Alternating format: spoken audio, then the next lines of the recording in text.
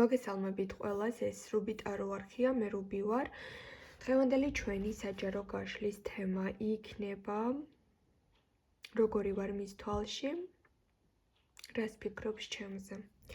სამ პოზიციაზე ვშლით, ირჩევთ ინტუიციურად ან საყვარელი ციფრის მიხედვით პოზიციებს.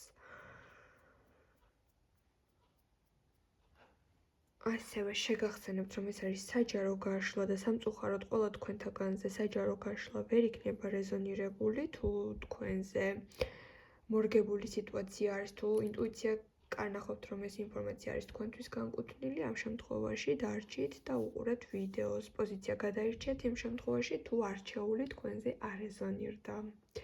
პირადი კონსულტაცია, ვისაც გსურთ, დამიკავშირდით Facebook-ზე. ლინკი მოთავსებული არის კომენტარების ველში და ვიდეოს აღწერაში. უკვე ჩაწერილ ვიდეოებს, რა თქმა უნდა, შეგიძლიათ უყუროთ, რადგან არ აქვს მნიშვნელობა ვიდეო საიტზე როდის არის განთავსებული, როდესაც უსმენთ ინფორმაციას, მაშინ რეზონირდება ის თქვენზე. პირველებო, დავიწყოთ და ვნახოთ. როგორი ხართ მის თვალში?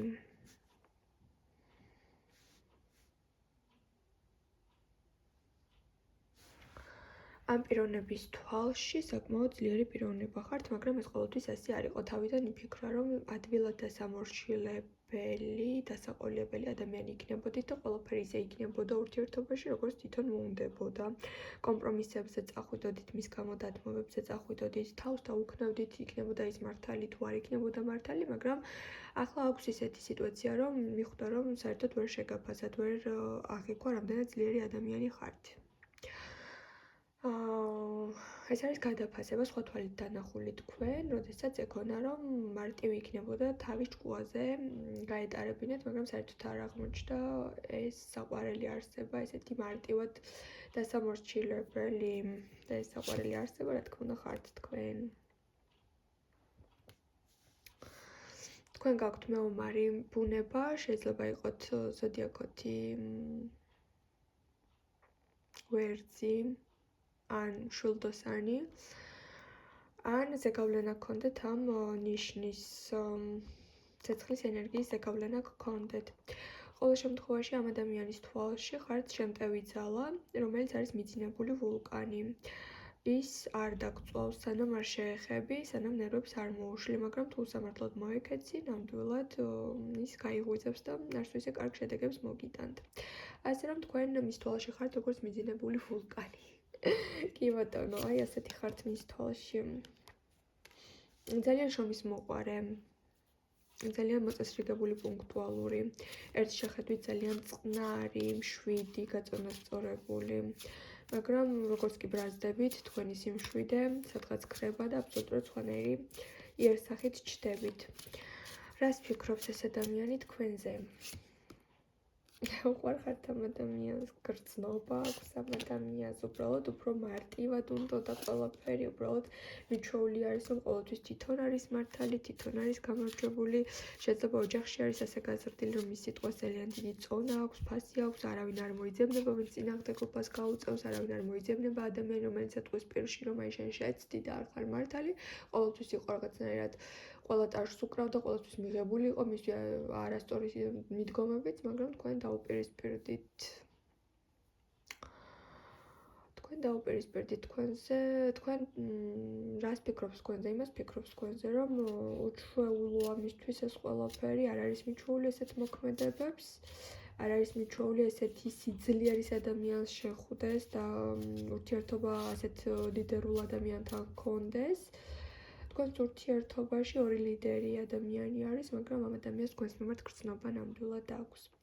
დაგემშვიდობებით პირველებო, დაგემშვიდობებით და გავიგოთ მეორე პოზიციაზე, რას გვეტყვის კარტი.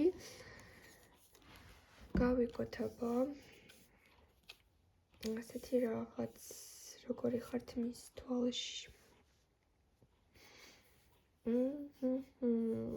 თქვენ მეორე პოზიციაზე ჩაფიქრებული პიროვნების თვალში ხართ ასეთი ძალიან მაცდური, აზარტული მადამი, მადმაზელი, რომელიც მუდმივად ძალიან მაგარ ფორმაშია, მუდმივად რაღაც სასწაულად ენერგეტიკულად მიმზიდველია. თქვენ ხართ ქალი, პიროვნება ყოველ შემთხვევაში, ვინც თუ მამაკაცებიც მიყურებთ, ყოველ შემთხვევაში ეს ადამიანი ახლა ფიქრობს, რომ არ არსებობს ვინმე ისეთი, რომელიც თქვენ შემოგხედავთ და თქვენს ფიზიკურ მონაცემებზე იტყვის, რომ არ არის მისთვის სასურველი, ყველასთვის სასურველი ხართ, მისი გადმოსახედიდან ფიქრობს, რომ თქვენ ხართ ესეთი მაგნიტური პიროვნება, სადაც არ მოწახვიდეთ, იზიდავთ და იკრავთ ყველას, მოწონხართ ყველას, ყავთ ძალიან ბევრი თაყვანისმცემელი, გაქვთ ძალიან დიდი არჩევანი, მაგრამ თქვენ ხართ მის თვალში საკმაოდ აზარტული პიროვნება. ამ შემთხვევაში ეს აზარტი გამოითქმება ურთიერთობაში, მიდრეკილება, რომ რაღაცებში ითამაშოთ, რაღაცებში манипуляცია ჩართოთ, რაღაცებში მისი ემოციები მართოთ, დაიპყროთ, მოიპოვოთ. გაქვთ რაღაც უნარი, რომ ადამიანი აი ესე ნელ-ნელა თქვენს მარწუხებში მოაქციოთ, დღე-დღე მას თქვენზე აფიქროთ, მონუსხოთ და მაგნიტოთ, არ ვიცი ეს ადამიანი ძალიან ესეთ ზეციურ არსებად აღგიქვათ, სადაც წინააღმდეგობას ვერ გიწევთ ბევრ რაღაცაში.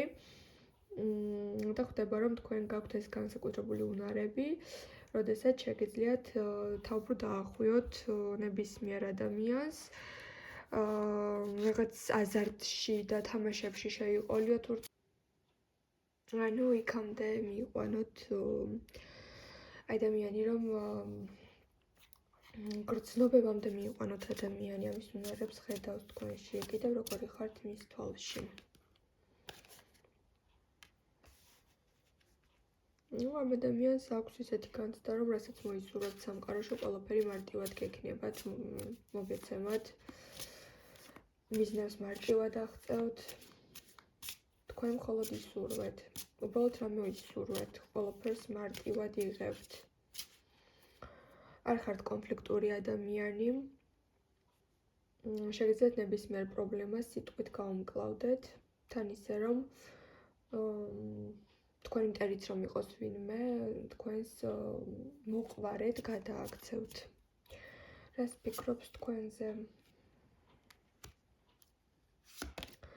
შეიძლება ამ პიროვნებას თავიდან რაღაც მარტივი ურთიერთობა უნდა და თქვენთან და რაღაც თამაშებს აყვა ურთიერთობაში, იფიქრა რომ ზედაპირულ ურთიერთობაში დარჩებოდა, ან ფლირტი იქნებოდა მხოლოდ, ან უბრალოდ შეხვედრები და გართობა იქნებოდა, მაგრამ ახლა თქვენთან წყვილში ყოფნა სურს ამ ადამიანს და მესამე პირების ჩამოშორება სურს.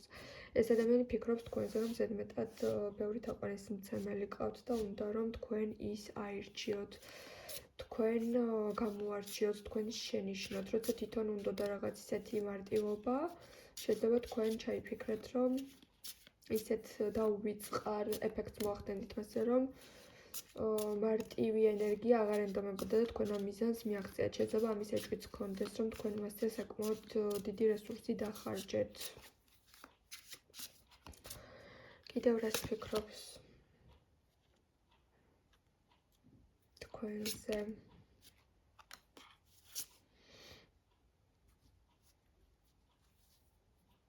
რაღაცებში ეს ადამიანი არ გენდობათ, იმიტომ რომ ხანდახან ვერ გაუგია ხოლმე რას ეუბნებით მართალს, რას ეხუმრებით და რაში ხუმრობთ და რაში არ ხუმრობთ და სათხარ სერიოზული ეს ადამიანი ვერ იგებს და რაღაც თქვენი საუბრები და თქვენი ნათქვამი ხანდახან არ ეჯერება და რაღაცებში არ გენდობა. ძალიან ბევრს ფიქრობს, სად თამაშობთ, სად ხართ მართალი, სად მართლა მოგწონთ ეს ადამიანი, სად საერთოდ არ გაინტერესებთ. იმასაც ხვდება ხოლმე, რომ უბრალოდ წერთ მას, მაგრამ თქვენი გონება სხვაგან დაფრინავს, სხვაგან ხართ.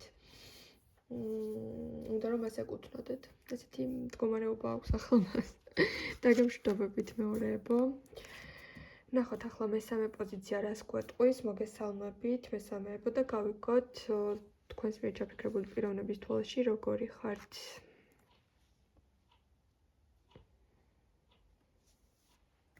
შეიძლება იყოთ მუდმივად პრობლემებში მუდმივად ცუდ ხასიათზე ხშირად ტიროდეთ, ან პრობლემებზე საუბრობდეთ, ან ძიმე ფონი გქონდეთ ურთიერთობებში, ახლა თქვენ შორის დაძაბულობა არის და მუდმივად პრეტენზიები ერთმანეთთან გაუკვებრობა, ურთიერთობების გარკვევა არის, ან საერთოდ ახლა გაქვთ ის მომენტი, რომ თქვენ საერთოდ არ აძლევთ იმის უფლებას, რომ თქვენს ცხოვრებაზე რამე იცოდეს. და საერთოდ ბუნდოვან სიტუაციაში ხართ, არაფერს არ უკონკრეტებთ, არაფერს არ უყვებით, არაფერს გულდახურულ ადამიანად გიყურებთ, სადაც ყველაფერი კითხვის ნიშნებში არის და არაფერი არ არის გარკვეული და არაფერი არ იცის რეალურად თქვენზე. თუ ახალი ნაცნობია, ძალიან ლოგიკური არის, რომ გაცნობის პროცესში რაღაცების გარკვევა და გაგება უნდა თქვენთან დაკავშირებით, მაგრამ მაინც რასაც არ უნდა არკვევდეს, რაღაცები არ აკმაყოფილებს და მეტი რაღაცის გაგება უნდა. კიდევ აქ დიდი ალბათობით ან ძალიან მტკივნეულ ფაზაში ხართ ურთიერთობებში, სადაც სულ მოწყენილი ხართ, გაუგებრობაში ხართ. ანუ თქვენ ხართ ახლა გულნატკენი, რის გამოც იკეტებით, ახალ ნაცნობთან იკეტებით, ან შეიძლება თქვენი პარტნიორი ჩაიფიქრეთ ამასთან. იმის მაგივრად, რომ როცა მოწყენილი ხართ, ან ცუდ ხასიათზე ხართ, თქვათ, რატომ ხართ. ამ ადამიანის თვალში თქვენ განცალკევდებით, დარდებს გულში იკლავთ, თქვენთვის ჩუმად ტირით ან ნერვიულობთ და ამ ადამიანს ბოლომდე არ ეუბნებით, რა გაწუხებთ ან რა ხდება თქვენს გულში. რაღაც მისთვის აკრძალული ზონაა თქვენი გონება, თქვენი სამყარო, თქვენი გული, თითქოს იქ არ უშვებთ ამ ადამიანს. როგორი ხართ მის თვალში. აქ შეიძლება თუ ახალი ნაცნობია ეს ადამიანი ფიქრობდეს, რომ თქვენ წარსულს ხართ ჩაჭიდებული და მომავალი არ გადარდებთ ამ წუთას და ამასთან არაფერს არ განიხილავთ და ჯერ კიდევ სხვაზე ხართ შეყვარებული და მტკივნეულად აღიქვავთ ყველაფერს, ან შეიძლება აქ იყოს მომენტი, როდესაც თუ ახალი ნაცნობი არ არის თქვენი პარტნიორია, აქ ხდებოდეს, რომ ძველი დრო გენატრებათ, ძველ დროს ახსენებთ, რაღაც პერიოდი გაქვთ გონებაში დამახსოვრებული და ისევ იქ ცხოვრობთ და ვერ გამოდიხართ რაღაც მდგომარეობიდან. რას ფიქრობთ თქვენზე?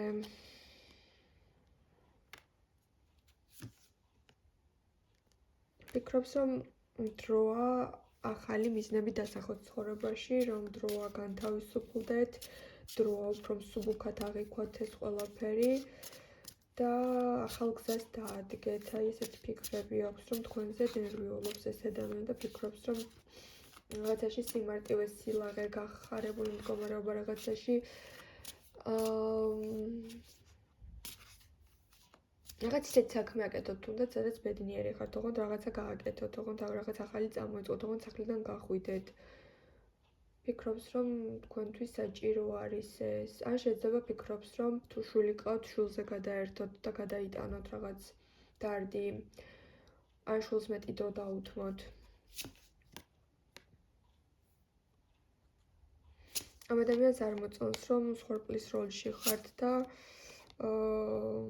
რაღაც ცხოვრებისეულ მასირთულემ თქვენი ასე ვთქვათ, თქვენი მიზნები გააჩერა, ან თქვენი პოტენციალი შეაჩერა, ან სამსახურში წასვლა აღარ გინდათ, ან მუდმივად ოთახში ხართ. ამ პიროვნებას სურს, რომ გაიხსნათ, გადალახოთ და განთავისუფლდეთ და რაღაც ურთიერთობაში რესტარტი და განახლება შემოიტანოთ. აქ ეს ადამიანი თქვენზე ფიქრობს, რომ ან ხელი შეგიწყოთ, ან დაგეხმაროთ, ან ნებადართოთ, რომ ახალი რაღაცები დაიწყოს, ან ნებადართოთ, რომ რაღაც მიგითითოთ და თქვენთვის სასურველი სასიკეთო რჩევები მოგცეთ. ანუ ამ პიროვნების თვალში ხარ ძალიან გულდახურული და ამ ადამიანს უნდა, რომ თქვენს გულთან და გონებასთან ჰქონდეს სრული წვდომა, რომ დაგეხმაროთ და ამ მდგომარეობიდან გამოგიყვანოთ. დაგემშვიდობებით, ყველას წარმატებებს გისურვებთ მომავალ შეხვედრამდე.